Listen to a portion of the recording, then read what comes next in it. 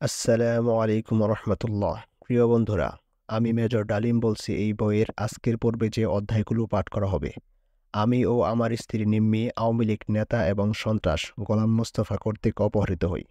General জিয়াকে সেনাবাহিনী থেকে সরিয়ে দেওয়ার পরিকল্পনা।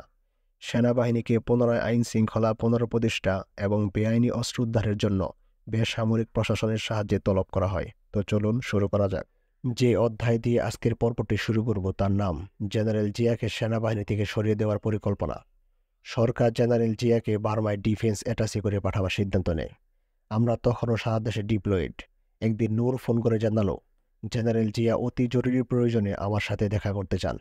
ফোন পেয়ে এলাম ঢাকায়। নূর জানালো, বস আমাকে বাসায় দেখা করতে বলেছেন। বুঝতে পারলাম বিশেষ জরুরি বিষয়ে আলাপ করতে ডেকে পাঠিয়েছেন তিনি। জরুরি এবং গোপন বিষয়ে আলাপ আলোচনা সাধারণত তার বাসাতেই হতো। বাসায় গিয়ে দেখা করলাম। সার্বিক পরিস্থিতি নিয়ে অনেক আলোচনার পর তিনি আসল কথাটা আমাকে বললেন। তিনি বললেন, আমাকে অতি শীঘ্রই বার্মায় ডিফেন্স অ্যাটাচি হিসাবে পাঠানো হবে। তুমি কি এই সম্পর্কে কিছু জানো? আমি তখন আকাশ থেকে পড়লাম। কি বলছেন জেনারেল জিয়া? শেখ মুজিব কথা দিয়েছিল কিছুদিনের মধ্যেই তিনি তাকে চিফ বানাবেন। তাহলে? আমি কিছুই জানি না স্যার, তবে আপনার যাওয়া চলবে না। আপনাকে হারাতে আমরা চাই না। অতঃপর স্যার বললেন, আচ্ছা ঠিক আছে, চিন্তা ভাবনা করে দেখো কিছু করা যায় কিনা। তার ইঙ্গিত স্পষ্ট, তিনি চাচ্ছিলেন প্রধানমন্ত্রীর সাথে এই বিষয়ে আমি আলাপ করি। অবশ্যই আমার সাধ্যমতো যা করার সেটা আমি করব। প্রধানমন্ত্রীর সাথে দেখা করব আজই। এই কথা বলে তার বাসা থেকে বেরিয়ে ধানমন্ডি ৩২ নগে চলে আসলাম। শেখ মুজিবের বাসায় এসে দীর্ঘক্ষণ অপেক্ষা করার পর শেখ মুজিব বেশ রাত করে বাসায় ফিরলেন। অতঃপর আমার ডাক পড়ল। সে বলল, কি খবর, অনেকদিন পরে আইলি যে? আমি বললাম, ঢাকায় কাজে এসেছি, ভাবলাম আপনাকে সালাম জানিয়ে যাই। তিনি বেশ খুশ মেজাজেই ছিলেন, কথার সাথে সাথে পাইপ টানছিলেন। চাচা, আপনি নাকি জেনারেল জিয়াকে বার্মায় ডিফেন্স অ্যাটাচি করে পাঠাবেন ঠিক করেছেন? তার ভালো মুড এর সুযোগ নিয়ে জিজ্ঞেস করলাম। ঠিক করি নাই, তবে বার্মায় একজন পাঠাইতে হইব। শফিউল্লাহ কইল, জিয়ার নাকি ইন্টেলিজেন্সের ট্রেনিং আছে, তাই ওর ব্যাপারে চিন্তা ভাবনা করতেছি। তার কথার খেই ধরে আমি বললাম, ইন্টেলিজেন্স কোর্স করা আর্মিতে আর অনেক অফিসারই আছে, তাদের থেকে কাউকে পাঠান। জিয়াকে পাঠানো ঠিক হবে না। তাছাড়া এই মুহূর্তে তাকে বাইরে পাঠালে সবাই ভাববে আপনি আপনার কথার খেলাপ করে তাকে উদ্দেশ্যমূলকভাবে আর্মি থেকে সরিয়ে দিচ্ছেন। এটা আপনার জন্য ভালো হবে কি? তাছাড়া বেশ কিছু কারণে আর্মির ভিতরে একটা সুপ্ত ক্ষোভ বিরাজ করছে। এই অবস্থায় এই ধরনের একটা ইস্যুকে কেন্দ্র করে যদি কোনো আউটব্রাস্ট ঘটে, সেটা সরকার এবং সরকার প্রধান হিসাবে আপনার জন্য বিব্রতকর হতে পারে। বেয়াদবি নিবেন না চাচা। আমার মনে হয় এই সিদ্ধান্ত নেওয়াটা ঠিক হবে না। চুপ করে আমার কথাগুলো শুনে গেলেন শেখ মুজিব সাহেব। তুই কেমন আছস? কথার মোড় ঘুরিয়ে দিলেন তিনি। যেমন রাখছেন জবাব দিলাম। তোরা তো একটা জিনিস বুঝিস না, পার্টির রাজনীতি করতে গেলে সবকিছুতেই যুক্তি চলে না। নিজের ইচ্ছা মতো সবকিছু করান যায় না। আমার অবস্থাটা বুঝিস, দেশও চালাইতে হয়, আবার পার্টির স্বার্থ দেখতে হয়। চাচা, আমি রাজনীতি করি না। প্রত্যক্ষ রাজনীতি সম্পর্কে আপনার অভিজ্ঞতা অনেক, সেই তুলনায় আমার কোনো জ্ঞান নাই বললেই চলে। তবুও কেন জানি মনে হয় প্রচলিত প্রবাদটায় একটা গভীর মানে আছে, একটা ইঙ্গিত বলা চলে। কোন প্রবাদের কথা কস তুই? জানতে চাইলেন শেখ সাহেব। ওই যে, ব্যক্তির চেয়ে দল বড়, দলের চেয়ে দেশ বড়। হালকাভাবে কথাটা বলেই ফেললাম। পূর্ব প্রসঙ্গে ফিরে গেলেন শেখ সাহেব। জিয়া তরে পাঠাইছে? প্রশ্ন করলেন তিনি। জিয়া পাঠাবে কেন? আপনি আমাকে কথা দিয়েছিলেন উপযুক্ত সময়ে তাকে আপনি চিফ বানাবেন। তাই খবরটা জানার পর আমি নিজেই এসেছি স্বেচ্ছায় আপনার কাছ থেকে এই ব্যাপারে জানতে। বেয়াদবি হয়ে থাকলে মাফ করে দিবেন। ঠিক আছে, বুঝলাম, তুই যা, এখন কিছু লোক আইব। আমি সালাম জানিয়ে বেরিয়ে এলাম। পরের দিন জেনারেল জিয়াকে সবকিছু জানিয়ে কুমিল্লায় ফিরে এলাম। আমাদের সেদিনের আলোচনার ফলেই হোক কিংবা অন্য কোনো কারণেই হোক, জেনারেল জিয়াকে আর বার্মায় যেতে হয়নি। তার জায়গায় পাঠানো হয়েছিল কর্নেল নুরুল ইসলাম শিশুকে। তিনি অত্যন্ত খুশি হয়ে চলে গেলেন বার্মায়। তার খুশি হওয়ার কারণ ছিল, যুদ্ধের সময় হার্টের পালপিটেশনের অজুহাতে রণাঙ্গন ছেড়ে কলকাতার মুজিবনগর হেডকোয়ার্টার্সে চলে এসেছিলেন তিনি। দেশ স্বাধীন হওয়ার কিছুদিন পর তিনি হঠাৎ করে একদিন ২৭ নং মিন্টো রোডের হেডকোয়ার্টার্স থেকে লাপাত্তা হয়ে যান। বেশ কিছুদিন হয়ে গেল, তবুও তিনি ফিরলেন না। এতে জেনারেল ওসমানী ভীষণ ক্ষেপে গেলেন। তৎকালীন সামরিক গোয়েন্দা বাহিনীর প্রধান ক্যাপ্টেন সালাউদ্দিনকে ডেকে হুকুম দিলেন, যে করে হোক না কেন শিশুকে খুঁজে বের করে ধরে নিয়ে আসতে। আমরা সবাই জানতাম আর্মিতে চাকরি করতে চান না আর শিশুভাই, কিন্তু জেনারেল ওসমানীও ছাড়বেন না তাকে। সে এক উভয় সংকট অবস্থা। এ কারণে লাপাত্তা হয়েছিলেন তিনি। যাই হোক, অনেক কষ্টে তাকে সবাই মিলে বুঝিয়ে কোনো রকমে ফিরিয়ে আনা হয়েছিল। সেই শিশুবাই পরবর্তীকালে জেনারেল জিয়াউর রহমানের শাসনামলে major general Islam the Rasputin of Bangladesh হয়ে ওঠেন। একেই বলে কপালের নাম গোপাল। বাংলাদেশের রাজপুটিন শিশুর কর্মতৎপরতার পরিণাম কী হয়েছিল সে এক করুণ ইতিহাস। যাই হোক, জেনারেল জিয়াকে বাইরে পাঠিয়ে দেবার প্রচেষ্টায় আমরা চিন্তিত হয়ে পড়লাম। এই যাত্রায় তিনি রক্ষা পেলেও পরিষ্কার বোঝা গেল সেনাবাহিনীর দেশপ্রেমিক জাতীয়তাবাদী চেতনার অধিকারী অংশকে দুর্বল করে তোলার জন্য সরকার ক্ষেপে উঠেছেন। মেজর জলিল, কর্নেল জিয়া উদ্দিন এবং কর্নেল তাহেরকে ইতিমধ্যেই হারিয়েছি। আরও অনেককেই হয়তোবা বের করে দেওয়া হবে সেনাবাহিনী থেকে কোনো না কোনো অজুহাতে। বিষয়টি নিয়ে নিজেদের মধ্যে রাজনৈতিক মহল এবং অন্যান্য ক্ষেত্রের সমমনা লোকদের সাথে আলোচনা করা হলো। প্রায় সবাই একই মত পোষণ করলেন যে সেনাবাহিনীতে স্বাধীন চেতা দেশপ্রেমিকদের ক্রমান্বয়ে বের করে দিয়ে শুধুমাত্র খয়ের কা জি হুজুর টাইপের সদস্যদেরকে রাখা হবে সেনাবাহিনীতে। এরপর একসময় রক্ষী বাহিনীকে তাদের সাথে একত্রিতভূত করে গড়ে তোলা হবে সম্পূর্ণভাবে সরকারের তাবেদার এক সেনাবাহিনী। আমরা সিদ্ধান্ত নিলাম, এখন থেকে যতটুকু সম্ভব এই বিষয়ে আমরা খোঁজখবর রাখব। এখন যে অধ্যায়টি পাঠ করব তার নাম সেনাবাহিনীকে পুনরায় আইন শৃঙ্খলা প্রতিষ্ঠা এবং বেআইনি অস্ত্র উদ্ধারের জন্য বেসামরিক প্রশাসনের সাহায্যে তলব করা হয়। 1973 সালের এপ্রিল মাসে এক নাজুক পরিস্থিতিতে দিকহীন আওয়ামী লীগ সরকার আইন শৃঙ্খলার প্রতিষ্ঠার এবং বেআইনি অস্ত্র উদ্ধারের জন্য বেসামরিক প্রশাসনের সাহায্যে সেনাবাহিনীকে তলব করতে বাধ্য হন শেখ মুজিব ও তার সরকার। 1973 সালের এপ্রিল মাসে দেশের এক নাজুক পরিস্থিতিতে দিশেহারা মুজিব সরকার নেহায়েত অনন্যোপায় হয়ে আবার সেনাবাহিনীকে অবৈধ অস্ত্র উদ্ধার এবং দুষ্কৃতিকারী দমন করে দেশের আইন শৃঙ্খলা পরিস্থিতির উন্নতি সাধনের জন্য তলব করার সিদ্ধান্ত গ্রহণ করে। কুমিল্লা সেনানিবাসের ব্রিগেড কমান্ডার তখন নাজমুল হুদা। আগারতলা ষড়যন্ত্র মামলায় জড়িত ছিলেন কর্নেল নাজমুল হুদা। সেই সুবাদে কিংবা অন্য কোনো যে কারণে হোক শেখ মুজিবের প্রতি অন্ধভক্ত ছিলেন তিনি। তবে এই বিষয়ে সুশিক্ষিত কর্নেল হুদার মনে দ্বন্দ্ব ছিল যথেষ্ট। একই সাথে যুদ্ধ করেছি আমরা। অল্প সময়ের মধ্যেই তিনি আমাকে ভীষণ আপন করে নিয়েছিলেন। আমাদের সম্পর্ক এত নিবিড় হয়ে উঠেছিল যে আমরা রাজনীতি নিয়ে অবাধে খোলামেলা আলাপ আলোচনা করতাম। আমার স্পষ্টবাদিতায় অনেক সময় তিনি আতঙ্কিত হয়ে পড়তেন। অনেক সময় বড় ভাইয়ের মতো উপদেশ দিতেন বেফাঁস কথাবার্তা বলে। আমি যাতে নিজেকে বিপদে না ফেলি তার আন্তরিকতায় আমি তাকে বিশেষভাবে শ্রদ্ধা করতাম। অপারেশন ওয়ার্ডার আসার পর হুদাবাইকে আমি একদিন বলেছিলাম 72 সালের তিক্ত অভিজ্ঞতার কথা। তিনি নিজেও সেই বিষয়ে ওয়াকিবহাল ছিলেন। ঠিক করা হলো চিফ অফ স্টাফকে অনুরোধ জানানো হবে যাতে তিনি সশরীরে কুমিল্লায় এসে অপারেশন সম্পর্কে সবকিছু বিস্তারিত খুলে বলেন।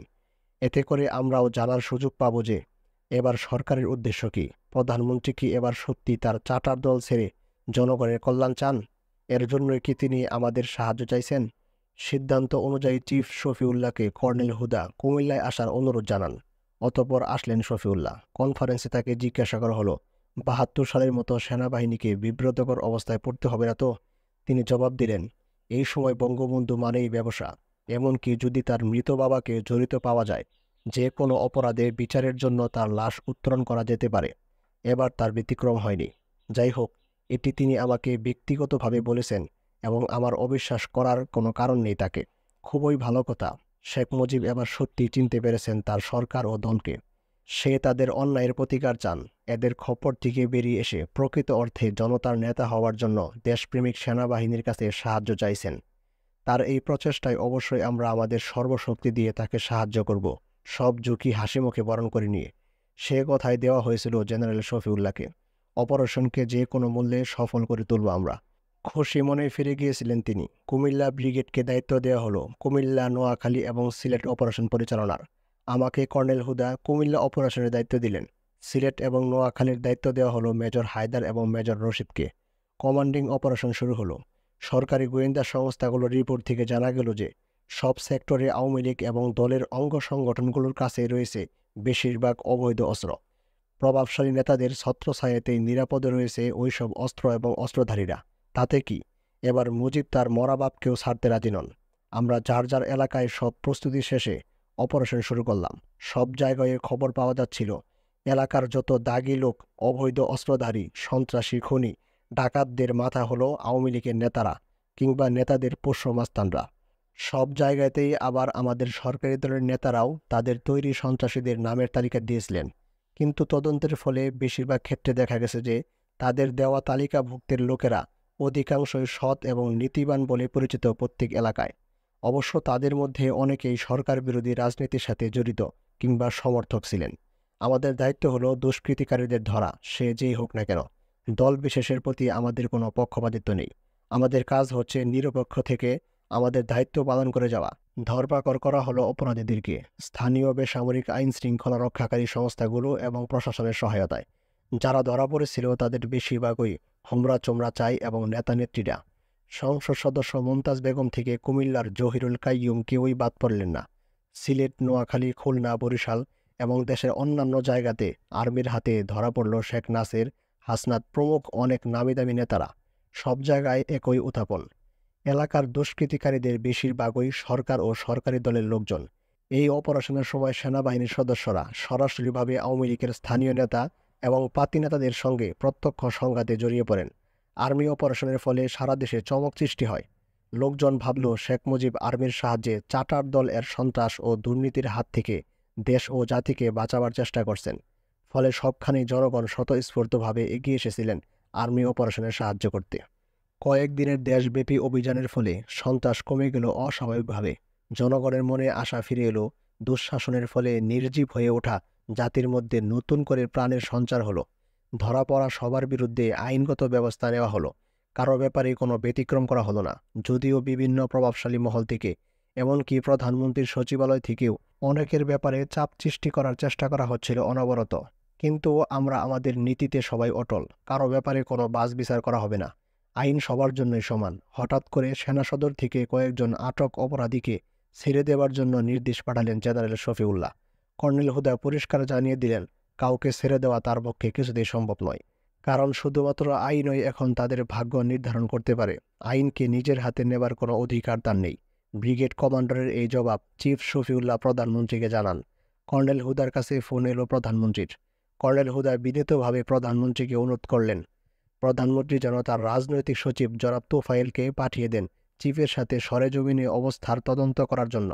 তদন্তে যদি প্রমাণিত হয় যে আর্মি কারো প্রতি কোনো অবিচার কিংবা অন্যায় আচরণ করেছে, সেক্ষেত্রে প্রধানমন্ত্রী যে কোনো শাস্তি তিনি মাথা পেতে নিতে প্রস্তুত আছেন এরিয়া কমান্ডার হিসাবে। প্রধানমন্ত্রীর টেলিফোন যখন আসে তখন দৈবক্রমে আমিও কন্ট্রোল রুমে উপস্থিত ছিলাম। প্রধানমন্ত্রীর ফোন, তাই আমি রুম থেকে বের হয়ে যেতে চেয়েছিলাম, কিন্তু কর্নেল হুদার নির্দেশেই রুমে থেকে যেতে হয়েছিল আমাকে। কর্নেল হুদার চারিত্রিক দৃঢ়তা সেদিন আমাকে মুগ্ধ করেছিল। নেতার প্রতি তার অন্ধ আনুগত্য এবং শেখ মুজিবের অতি বিশ্বাসভাজনদের একজন হয়েও কর্নেল হুদা এই ধরনের জবাব প্রধানমন্ত্রীকে দিবেন সেটা আমি সত্যি ভাবতে পারিনি। প্রধানমন্ত্রী সেদিন বলেছিলেন অতি সত্বর তিনি লোক পাঠাচ্ছেন তদন্তের জন্য। সেদিন ওই হেলিকপ্টারে করে এসে পৌঁছালেন জেনারেল জিয়াউর রহমান। জনাব তোফায়েলকে কিছুতেই তিনি সঙ্গে আনতে রাজি করাতে পারেননি। সেটাই স্বাভাবিক, কারণ জনাব তোফায়েল কুমিল্লা এলে সবকিছু বিস্তারিত জানার পর মাথা হেট করে ফিরে যাওয়া ছাড়া তার অন্য কোনো উপায় থাকত না। জেনারেল জিয়াউর রহমানের আগমনের পর কুমিল্লা সহ অন্যান্য সব জেলার শীর্ষ নেতাদের যারা তখনও বাইরে ছিলেন তাদের সবাইকে সেনানিবাসে আমন্ত্রণ জানানো হলো এক ভোজ সভায়। ভোজ সভা শেষে একে একে সব ধৃত ব্যক্তিদের কেন এবং কোন চার্জে ধরা হয়েছে প্রমাণাদি সহ তার বিশদ বিবরণ দিলেন অপারেশন কমান্ডাররা। কেউ কোনো কিছুর প্রতিবাদ করতে পারলেন না। জেনারেল জিয়া, কর্নেল হুদা এবং আমাকে সঙ্গে করে একই হেলিকপ্টারে করে ঢাকায় সেনা সদরে ফিরে এলেন। সেখান থেকে চিফ শফিউল্লাহকে সঙ্গে করে আমরা গেলাম ৩২ নং ধানমন্ডি শেখ সাহেবের সাথে দেখা করতে। সেখানে পৌঁছে দেখি প্রধানমন্ত্রী এবং জনাব তোফায়েল আহমেদ আমাদের জন্য উদগ্রীব হয়ে অপেক্ষা করছেন। ঘরে ঢুকতে কর্নেল হুদা এবং আমাকে দেখা মাত্র শেখ সাহেব গর্জে উঠলেন, কি পাইছস তোরা? আওয়ামী লীগ ছাড়া দেশে আর কোনো দুষ্কৃতি নাই? জাসদ সর্বহারা পার্টির লোকজন তোদের চোখে পড়ে না? অবাক হয়ে গেলাম, কি বলছেন প্রধানমন্ত্রী?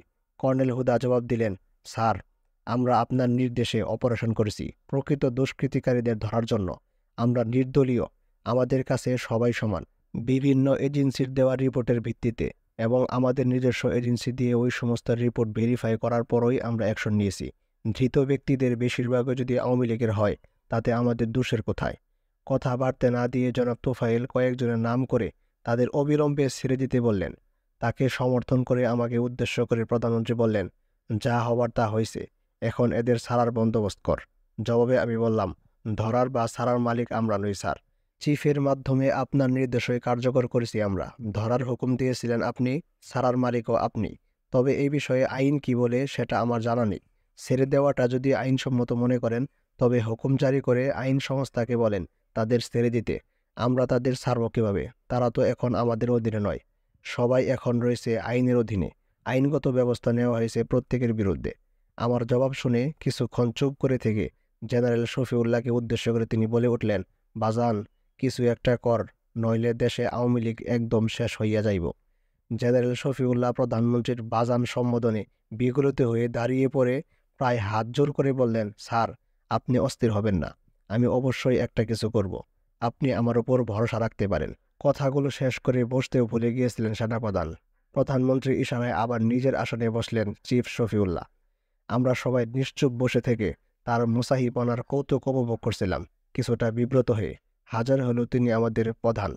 ইতিমধ্যে জনাব তোফায়েল শেখ সাহেবের কানে কানে নিজ স্বরে কিছু বললেন। তার কান পড়ায় হঠাৎ ক্ষিপ্ত হয়ে প্রধানমন্ত্রী বলে উঠলেন, কুমিল্লার ক্যাপ্টেন হাই, ক্যাপ্টেন হুদা, লেফটেন্যান্ট তৈয়ুব, সিলেটের লেফটেন্যান্ট জহির এর বিরুদ্ধে অ্যাকশন নিতে হইব। তারা বন্দীদের উপর অকথ্য অত্যাচার করেছে। হুদাবাইকে উদ্দেশ্য করেই ক্ষোভ প্রকাশ করলেন শেখ মুজিব। কর্নেল হুদা বললেন, স্যার, ওরা সব জুনিয়র অফিসার।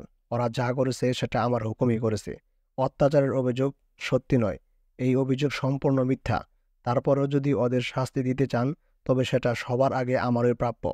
আমাকে ডেঙ্গিয়ে জুনিয়র অফিসারদের শাস্তি দিলে সেটা আমার জন্য অপমানকর হবে। সেক্ষেত্রে কমান্ডার হিসাবে অধীনস্থ সব অফিসার এবং সৈনিকদের কাছে আমি আর ফিরে যেতে পারব না। কর্নেল হুদার জবাবে স্তম্ভিত হয়ে গিয়েছিলেন প্রধানমন্ত্রী। প্রস্তে উঠে দাঁড়ালেন তিনি এবং বললেন, ঠিক আছে, আজকে তোরা যা। ডালিম, তুই রাতের খাবার খাইয়া যাস। আমাকে রেখে বাকি সবাই চলে গেলেন। শেখ সাহেব এবং আমি বাড়ির অন্দরমহলে ঢুকলাম। রাত তখন প্রায় 11টা। যথাযথ নিয়মে বারান্দায় খাবার পরিবেশন করা হলো। খেতে খেতে শেখ সাহেব বললেন, তুই থাকতে কুমিল্লায় আওয়ামী লীগের এই দশা হইল কেন? চাচা, বিশ্বাস করেন, আমরা কোনো দল দেখে অপারেশন করিনি। চিফ কুমিল্লায় এসে আমাদের বলেছিলেন, এবার নাকি আপনি আপনার মরা বাপকেও ছাড়বেন না। আমরা সে অনুযায়ী কাজ করেছি। আপনি একবার কুমিল্লায় গিয়ে দেখেন লোকজন কি খুশি। সবাই মনে করছে এবার আপনি সত্যি চাটার দল এবং টাউট বাটপারদের সাহায্য করতে চাচ্ছেন। এই পরিস্থিতিতে নেতা হিসেবে জনগণের মনোভাবকেই তো আপনার প্রাধান্য দেওয়া উচিত। আমি তো মনে করি আমাদের এই অপারেশনের পর আপনার জনপ্রিয়তা অনেক বেড়ে গেছে। এখন যে কোনো কারণে আপনি যদি এদের ছেড়ে দেন তবে কি আপনার লাভ হবে? আমার তো মনে হয় ক্ষতি হবে বেশি। আপনার পরামর্শদাতারা যে যাই বলুক না কেন, আমার মনে হয় বিনা বিচারে কাউকে ছাড়া আপনার উচিত হবে না। তাতে ব্যক্তিগতভাবে আপনি ক্ষতিগ্রস্ত হবেন বেশি। কিন্তু পার্টি ছাড়া আমি চলবো কেমনে? প্রশ্ন করলেন শেখ সাহেব। পার্টি আপনার অবশ্যই প্রয়োজন। মনে করেন না কেন, এটা একটা শুদ্ধি অভিযান। খারাপদের বাদ দিয়ে সৎ এবং ভালো মানুষদের নিয়েও তো পার্টি চালানো যায়। কিছু মনে করবেন না চাচা। চোর, বদমাইশ, সন্ত্রাসী, লুটেরা, টাউট বাটপারদের নেতা হিসাবে পরিচিত হওয়াটা কি আপনার শোভা পায়? যারাই ধরা পড়ছে তাদের বেশিরভাগই আওয়ামী লীগের।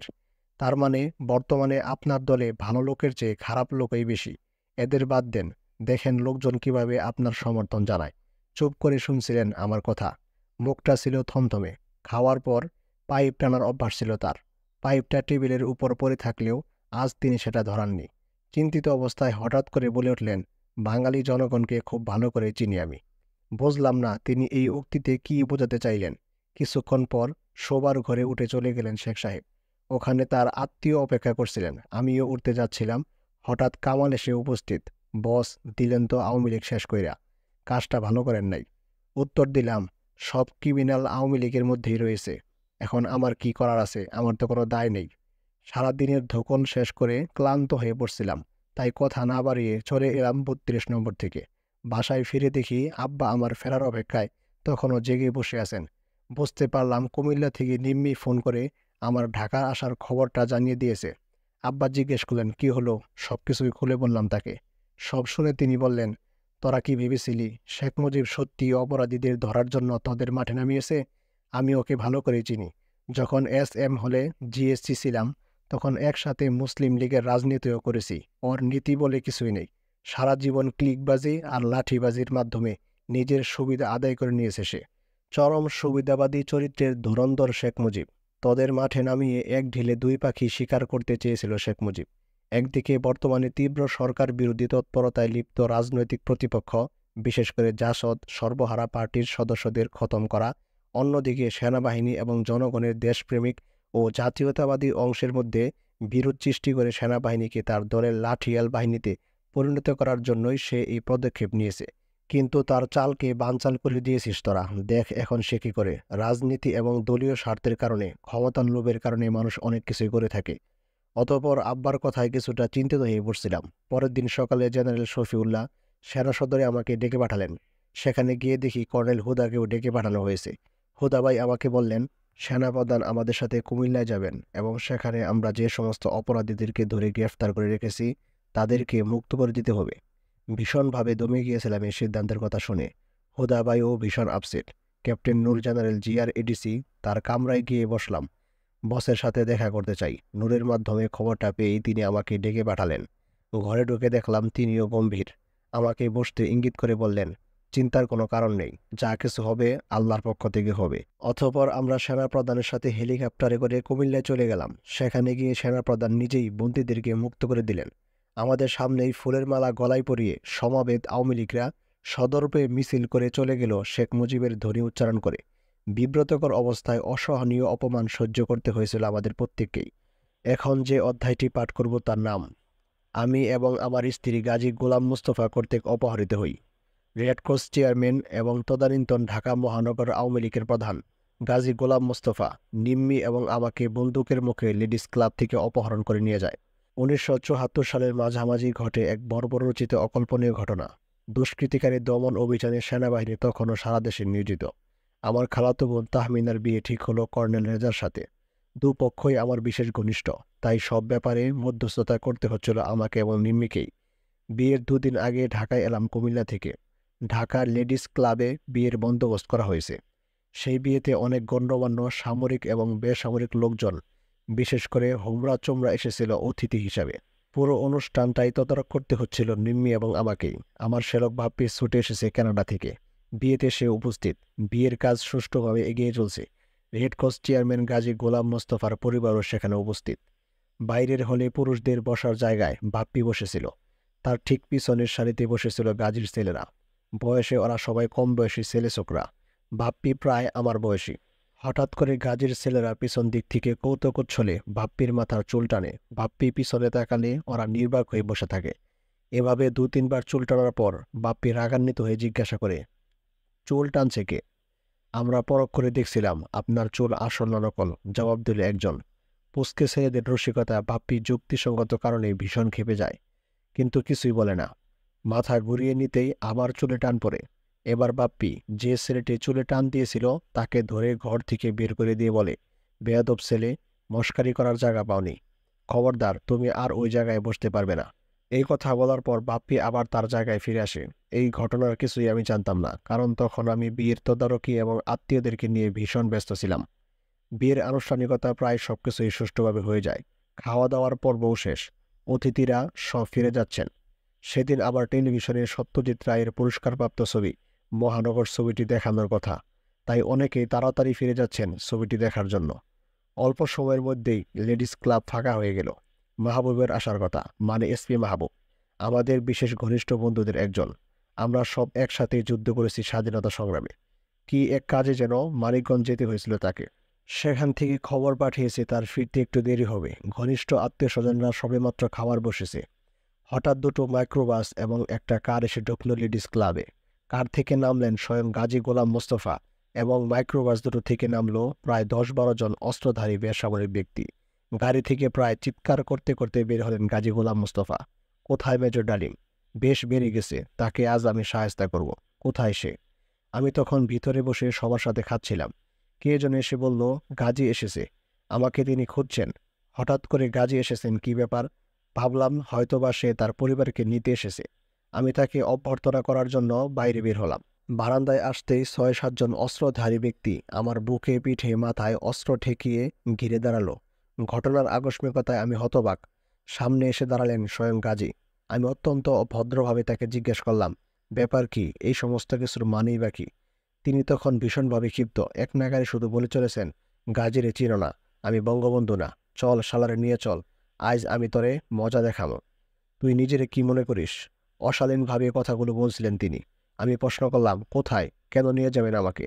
আমার প্রশ্নের কোনো উত্তর না দিয়ে তিনি তার অস্ত্রধারী অনুচরদের আদেশ দিলেন, তার ইশারায় অস্ত্রধারীরা সবাই তখন আমাকে টানা হেঁচড়া করে মাইক্রোবাসের দিকে নিয়ে যাওয়ার চেষ্টা করছে। বিয়ের উপলক্ষে নিরাপত্তার জন্য পুলিশের বন্দোবস্ত করা হয়েছে। গাড়িতে আমার সিপাহীরাও রয়েছে। ঠিক বুঝতে পারছিলাম না কি করা উচিত। এটি একটি বিয়ের অনুষ্ঠান, কন্যাদান তখনও করা হয়নি। কী কারণে যে এমন অদ্ভুত একটা পরিস্থিতির সৃষ্টি হলো সেটাই বুঝতে পারছিলাম না। হঠাৎ দেখলাম বিশিষ্ট মুক্তিযোদ্ধা আলম এবং চুল্লুকে মারতে মারতে একটা মাইক্রোবাসে উঠালো ৩-৪ জন অস্ত্রধারী। ইতিমধ্যে বাইরে হইচই শুরু হয়ে গেছে। নিম্মি এবং খালাম্মা মানে তাহমিনার আম্মা বেরিয়ে এসেছেন অন্দরমহল থেকে। খালাম্মা ছুটে এসে গাজীকে বললেন, ভাই সাহেব, এ কি করছেন আপনি? ওকে কেন অপদস্থ করছেন? কোথায় নিয়ে যাচ্ছেন ওকে? কি দোষ করেছে সে? গাজী তার প্রশ্নের কোনো উত্তর দিল না। তার হুকুমের তামিল হলো আমাকে জোর করে ঠেলে ওঠানো হলো মাইক্রোবাসে। বাসে উঠে দেখি আলম ও চুল্লু দুজনেই গুরুতরভাবে আহত। ওদের মাথা এবং মুখ থেকে রক্ত গড়িয়ে পড়ছিল। আমাকে গাড়িতে তুলতেই খালাম্মা এবং নিম্মি দুজনেই গাজীকে বলল, ওদের সাথে আমাদেরকেও নিতে হবে। ওদেরকে একা একা যেতে দিব না। ঠিক আছে, তবে তাই হবে, বললেন গাজী। গাজীর ইশারায় ওদেরকেও ধাক্কা দিয়ে উঠালো মাইক্রোবাসে। বেচারি খালাম্মা, বয়স্কা মহিলা, আচমকা ধাক্কায় হুমড়ি খেয়ে পড়লেন মাইক্রোবাসের ভিতরে। আমার দিকে অস্ত্র তাক করে থাকলো কয়েকজন অস্ত্রধারী, গাজীর মাস্তান সন্ত্রাসী বাহিনী। গাজী গিয়ে উঠল তার কারে। বাকি মাস্তানদের নিয়ে দ্বিতীয় মাইক্রোবাসটা কোথায় যেন চলে গেল। মাইক্রোবাস দুটি ছিল, সাদা রঙের, এবং তাদের গায়ে ছিল রেডক্রসের চিহ্ন আঁকা। গাজীর গাড়ি চলল আগে আগে, আর আমাদের বহনকারী মাইক্রোবাসটি চলল তার পিছনে পিছনে। এই সমস্ত ঘটনা যখন ঘটছিল, তখন আমার ছোট ভাই মুক্তিযোদ্ধা কামরুল হক স্বপন, বীর বিক্রম এবং বাপ্পি লেডিস ক্লাবে উপস্থিত ছিল না। তারা গিয়েছিল কোনো এক অতিথিকে ড্রপ করতে। আমাদের কাফেলা লেডিস ক্লাব থেকে বেরিয়ে যাবার পর ওরা ফিরে এসে এই সমস্ত ঘটনা জানতে পারে লিটুর মুখে। সবকিছু জানার পর মুহূর্তে ওরা যোগাযোগ করলো রেস কোর্স আর্মি কন্ট্রোল রুমে। তারপর ক্যান্টনমেন্টের এমপি ইউনিটে ঢাকা ব্রিগেড মেসেও খবরটা পৌঁছে দিল স্বপন। তারপর সে বেরিয়ে গেল ঢাকা শহরের মুক্তিযোদ্ধাদের সাথে যোগাযোগ করে আমাদের খুঁজে বের করার জন্য। আবুল খায়ের লিটু আমার ছোট বোন মোহরার স্বামী এবং আমার বন্ধু। ও ছুটে গেল এসপি মাহবুবের বাসায় বেইলি রোডে। উদ্দেশ্য মাহবুবের সাহায্যে গাজীকে খুঁজে বের করা। এদিকে আমাদের কাফেলা গিয়ে থামল রমনা থানায়। গাজী তার গাড়ি থেকে নেমে চলে গেল থানার ভিতরে। অল্প কিছুক্ষণ পর ফিরে এসে নিজের গাড়িতে উঠে বসল গাজী। কাফেলা আবার চলতে শুরু করল। কাফেলা এবার চলছে সেকেন্ড ক্যাপিটালের দিকে। ইতিমধ্যে নিম্মি তার শাড়ি ছিঁড়ে চুল্লু এবং আলমের রক্তক্ষরণ বন্ধ করার জন্য ব্যান্ডেজ বেঁধে দিয়েছে। সেকেন্ড ক্যাপিটালের দিকে আমাদের নিয়ে যাচ্ছে দেখে আমি চিন্তিত হয়ে পড়লাম। গাজীর মনে কোনো দুর্বিসন্ধ নেই তো? রক্ষী বাহিনীর ক্যাম্পে নিয়ে গিয়ে আমাদের হত্যা করবে না তো? ওর পক্ষে সবকিছুই করা সম্ভব। কিছু একটা করা উচিত। হঠাৎ আমি বলে উঠলাম, গাড়ি থামাও। আমার বলার ধরনের ড্রাইভার গাড়ি থামিয়ে দিল। আমাদের গাড়িটা থেমে যাওয়ায় সামনের গাজীর গাড়িটাও থেমে গেল। আমি তখন অস্ত্রধারী একজনকে লক্ষ্য করে বললাম গাজী সাহেবকে ডেকে আনতে। সে আমার কথার পর গাড়ি থেকে নেমে গিয়ে গাজীকে কিছু বলল। দেখলাম গাজী নেমে আসছে। কাছে এলে আমি তাকে বললাম, গাজী সাহেব, আপনি আমাদেরকে নিয়ে যাই চিন্তা করে থাকেন না কেন, লেডিস ক্লাব থেকে আমাদের উঠিয়ে আনতে কিন্তু সবাই আপনাকে দেখেছে। তাই কোনো কিছু করে সেটাকে বেমালুম হজম করে যাওয়া আপনার পক্ষে কোনোভাবে সম্ভব হবে না। আমার কথা শুনে তিনি কি যেন ভেবে আবার পুনরায় গাড়িতে উঠে বসলেন। কাফেলা আবার চলা শুরু করলো, তবে এবার রক্ষী বাহিনীর ক্যাম্পের দিকে নয়। গাড়ি ঘুরিয়ে তিনি চললেন ৩২ নং ধানমন্ডি প্রধানমন্ত্রীর বাসার দিকে। আমরা হাফ ছেড়ে বাঁচলাম। কলাবাগান দিয়ে ৩২ নং রোডে ঢুকলো আমাদের গাড়িটা। শেখ সাহেবের বাসার গেট থেকে একটু দূরে এলাকাটা। গাছের ছায়ায় থামতে ইশারা করে জনাব গাজী তার গাড়ি নিয়ে সোজা গেট দিয়ে ঢুকে গেলেন ৩২ নংয়ের ভিতরে। সেকেন্ড ফিল্ড রেজিমেন্ট তখন শেখ সাহেবের বাসায় পাহারা দিচ্ছিল। একবার ভাবলাম ওদের ডাকি, আবার ভাবলাম এর ফলে যদি গোলাগুলি শুরু হয়ে যায় তবে ক্রস ফায়ারের বিপদের ঝুঁকি বেশি। এই সমস্ত চিন্তা ভাবনা করছিলাম। হঠাৎ দেখি লিটুর ঢাকা ক ৩১৫ সাদা গাড়িটা পাশ দিয়ে হুশ করে এগিয়ে গিয়ে শেখ সাহেবের বাসার ঘেটে গিয়ে থামল। লিটু চালাচ্ছিল গাড়ি। গাড়ি থেকে নামলো এসপি মাহবুব। নেমেই প্রায় দৌড়ে ভিতরে চলে গেল সে।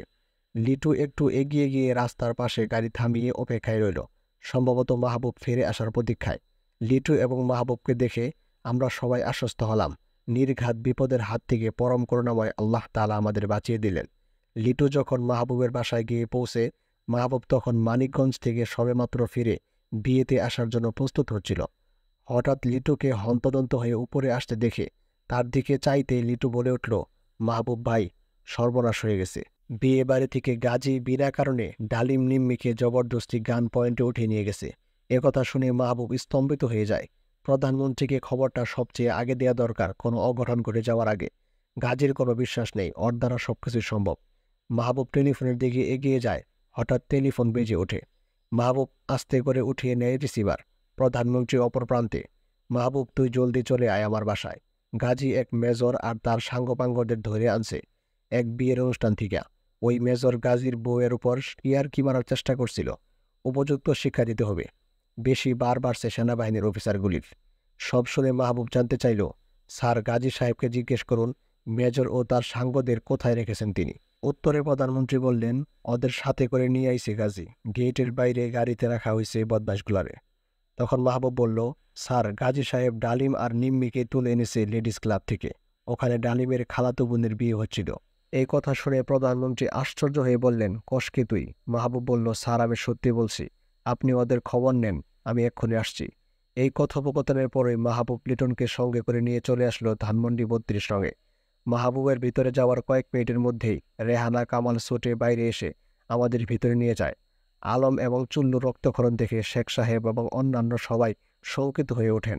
হারামজাদা, এইটা তুই করছস কি? গাজীকে উদ্দেশ্য করে গর্জে উঠলেন শেখ মুজিব। চেয়ার ছেড়ে উঠে এসে নিম্মি এবং আমাকে জড়িয়ে ধরলেন তিনি। খালাম্মা ঠিকমতো হাঁটতে পারছিলেন না। কামাল, রেহানা ওরা সবাই ধরাধরি করে ওদের উপরে নিয়ে গেল। শেখ সাহেবের কামরায় তখন আমি, নিম্মি আর গাজী ছাড়া অন্য কেউ ছিল না। নিম্মি দুঃখের গ্লানিতে কান্নায় ভেঙে পড়ল। শেখ সাহেব ওকে জড়িয়ে ধরে সান্ত্বনা দেওয়ার জন্য চেষ্টা করল।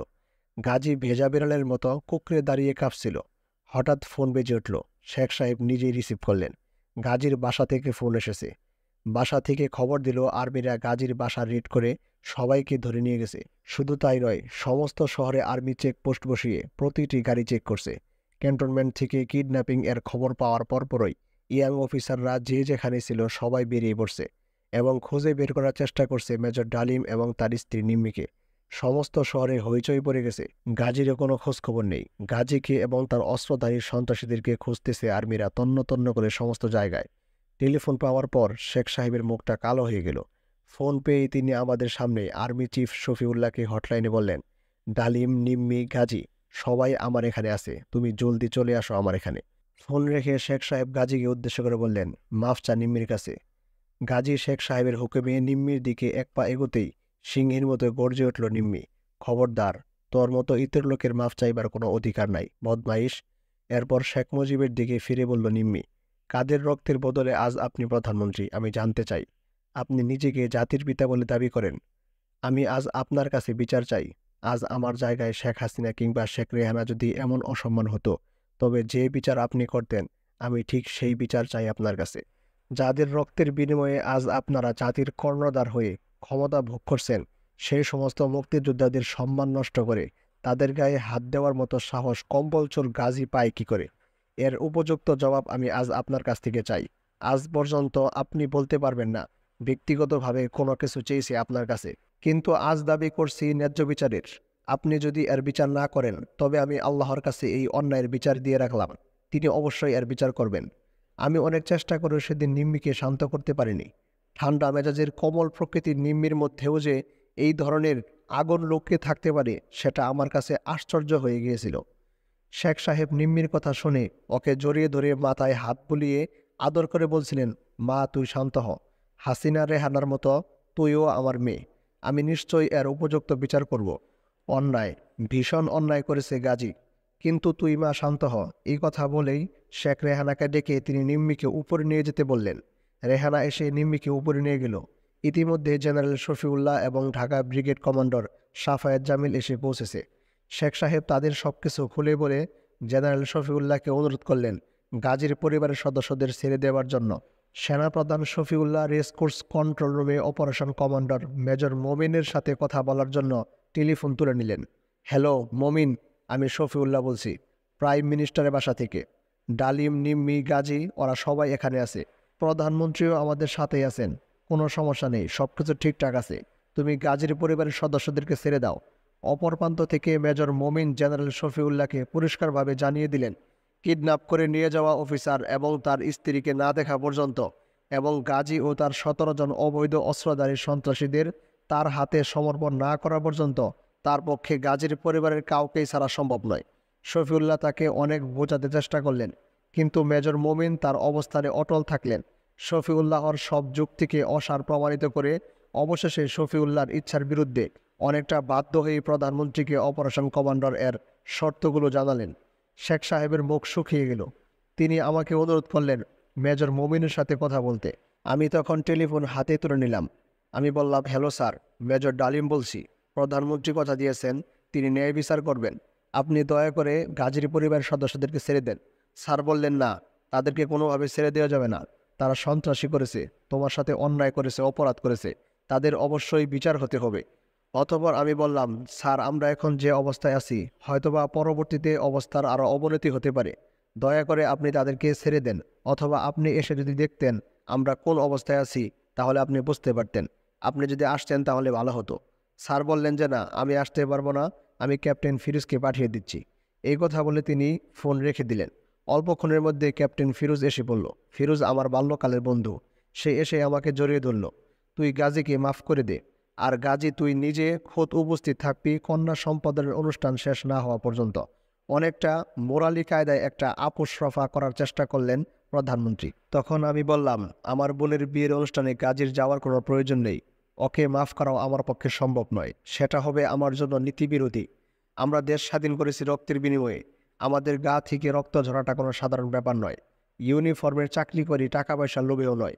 একজন সৈনিক হিসাবে আমার আত্মমর্যাদা এবং গৌরবকে অপমান করেছেন গাজী নেহায়েত অন্যায়ভাবে। আপনি আমাদের দায়িত্ব দিয়েছেন জনগণের জীবনের নিরাপত্তা নিশ্চিত করার জন্য, অবৈধ অস্ত্রধারীদের খুঁজে বের করে আইন অনুযায়ী তাদের শাস্তির ব্যবস্থা করতে। সেখানে আজ আমাদেরও ইজ্জত হারাতে হলো অবৈধ অস্ত্রধারীদের হাতে। আপনি প্রধানমন্ত্রী হয়ে কথা দিয়েছেন এর উচিত বিচার করবেন। আমরা দেখব আপনি কি বিচার করেন, সেই অপেক্ষায় রইলাম। ক্যাপ্টেন ফিরোজকে উদ্দেশ্য করে সবার সামনে বলছিলাম, দেশের প্রধানমন্ত্রী যখন বিচারের ওয়াদা করেছেন সেক্ষেত্রে গাজীর পরিবারের সদস্যদের আর আটকে রাখার প্রয়োজন কি? কর্নেল মমিনকে বুঝিয়ে তাদের ছেড়ে দেবার বন্দোবস্ত করিস। সবার কাছ থেকে বিদায় নিয়ে বেরিয়ে আসছিলাম। ঠিক সেই সময় শেখ সাহেব বললেন, আমার গাড়ি তোদেরকে পৌঁছে দিবে। আমি বললাম, তার প্রয়োজন হবে না চাচা, বাইরে লিটু স্বপনরা রয়েছে, তাদের সাথে আমরা চলে যাব। বাইরে বেরিয়ে দেখি ৩২ নং এর সামনের রাস্তায় গাড়ির ভিড়ে তিল ধরার ঠাঁই নেই। পুলিশ অবস্থা সামাল দিতে হিমশিম খাচ্ছে। বন্ধুবান্ধবরা যারাই জানতে পেরেছে আমাদের কিডন্যাপিং এর ব্যাপারটা, তাদের অনেকে এসে জমা হয়েছে স্বতঃস্ফূর্তভাবে। আমাদের দেখে সবাই ঘিরে ধরল। সবাই জানতে চায় কি প্রতিকার করবেন প্রধানমন্ত্রী এই জঘন্য অপরাধের। সংক্ষেপে যতটুকু বলার ততটুকু বলে ফিরে এলাম লেডিস ক্লাবে। মাহবুবও এলো সাথে। মাহবুবের উসিলায় সেদিন রক্ষা পেয়েছিলাম চরম এক বিপদের হাত থেকে আল্লাহ তাআলার অসীম করুণায়। বিয়ের আসরে আমরা ফিরে আসায় পরিবেশ আবার আনন্দ উচ্ছ্বাসে ভরে গেল। সবাই আবার হাসি ঠাট্টার মাধ্যমে বিয়ের বাকি আনুষ্ঠানিকতা সম্পন্ন করে কন্যা সম্প্রদান করা হলো। তাহমিনার বিয়ের রাতটা আওয়ামী দুঃশাসনের একটা ঐতিহাসিক সাক্ষী হয়ে থাকলো। জ্বলন্ত উদাহরণ হয়ে থাকলো আওয়ামী নেতাদের এবং তাদের ব্যক্তিগত বাহিনীর ন্যাক্কারজনক স্বেচ্ছাচার। কি করে এমন একটি জঘন্য ঘটনার সাথে গাজী সরাসরিভাবে নিজেকে জড়িয়ে ফেলতে পেরেছিল তার কোনো যুক্তি খুঁজে পাচ্ছিলাম না। অনেকদিন পরে বিভিন্ন সূত্র থেকে জানতে পেরেছিলাম আমাদের কুমিল্লা অপারেশনের পর পার্টির তরফ থেকে শেখ মুজিবের উপর প্রচণ্ড চাপ সৃষ্টি করা হয়েছিল আমাদের, বিশেষ করে আমার ঔদ্ধত্যের উপযুক্ত শিক্ষা দেওয়ার জন্য। কিন্তু শেখ মুজিব ওই চাপের পরিপ্রেক্ষিতে বলেছিলেন আর্মি কোনো কাঁচা কাজ করে নাই, তারা আইন অনুযায়ী সবকিছু করেছে, প্রত্যেককে ধরেছে হাতে নাতে প্রমাণসহ। সেক্ষেত্রে আমি কি করতে পারি? তার ওই কথায় সন্তুষ্ট হতে পারেননি ক্ষমতার দম্ভে অন্ধ আওয়ামী লীগ নেতাদের এক অংশ। আইনের মাধ্যমে যদি কোনো কিছু করা না যায় তবে অন্য কোনোভাবে হলেও শিক্ষা দিতেই হবে, এবং সেই দায়িত্ব গ্রহণ করেছিলেন সেই সময়ের সবথেকে বড় সন্ত্রাস এবং বড় নেতা হিসাবে পরিচিত গাজী গোলাম মোস্তফা। তখন থেকেই নাকি সুযোগ খুঁজছিলেন তিনি কিভাবে তার হিংসা মিটাবে। বিয়ে বাড়িতে বাপ্পি এবং তার ছেলেদের মাঝে যে সামান্য ঘটনা ঘটেছিল সেটাকেই সুযোগ হিসেবে গ্রহণ করে গাজী চেয়েছিল আমাকে উচিত শিক্ষা দিতে। এই বিষয়ে মেজর রফিকুল ইসলাম পিএসসি তার বই বাংলাদেশ সামরিক শাসন এবং গণতন্ত্রের সংকটে লিখেছেন, গাজী সমর্থক লোকদের সম্ভবত মেজর ডালিম ও তার স্ত্রীকে হত্যা করার পরিকল্পনা ছিল। প্রিয় বন্ধুরা, আজকের পর্ব এখানেই শেষ করছি। আশা করি আমি মেজর ডালিম বলছি বইটির এই পর্ব আপনাদের কাছে ভালো লেগেছে। আপনারা যদি আমার গল্পটি উপভোগ করে থাকেন তাহলে অবশ্যই লাইক দিয়ে জানান, আপনার মতামত কমেন্টে লিখুন এবং আপনার বন্ধু ও পরিবারের সাথে ভিডিওটি শেয়ার করুন। এই বইটির আরও অনেক পর্ব আসছে, তাই চ্যানেলটি সাবস্ক্রাইব করে বেল আইকনটি ক্লিক করতে ভুলবেন না। তাতে নতুন পর্ব আপলোড করা মাত্রই আপনার কাছে নোটিফিকেশনটি চলে আসবে। আজকের মতো এখানে বিদায় নিচ্ছি। আপনাদের সাথে পরবর্তী পর্বে আবারও দেখা হবে। ততক্ষণ পর্যন্ত নিজের ও পরিবারের খেয়াল রাখুন এবং AI মাদ্রাসার সাথেই থাকুন। ধন্যবাদ সবাইকে। আসসালামু আলাইকুম ওয়া রাহমাতুল্লাহ।